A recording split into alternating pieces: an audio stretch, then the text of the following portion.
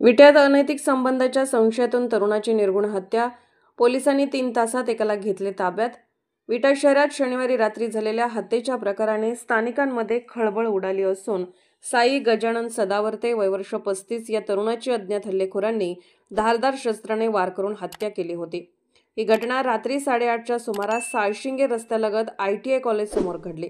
प्राथमिक माहितीनुसार सदावर्ते पायी रस्ता ओलांडत असताना 2 दुचाकीवरून आलेल्या 3 ते 4 मुखवटाधारी व्यक्तींनी अचानक त्यांच्यावर हल्ला चढवला.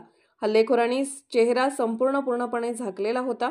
त्यापैकी एकाने कोयत्यासारख्या धारदार शस्त्राने थेट सदावर्ते यांच्या मानेवर वार केला. वाराचा जोर इतका होता की ते जागीच कोसळले. हल्ल्यानंतर आरोपी तात्काळ दुचाकीवरून फरार झाले. गंभीर जखमी अवस्थेत स्थानिकांनी त्यांना विट्यातील खाजगी रुग्णालयात दाखल केले. मात्र अतिरक्तस्रावामुळे डॉक्टरांनी त्यांना मृत घोषित केले.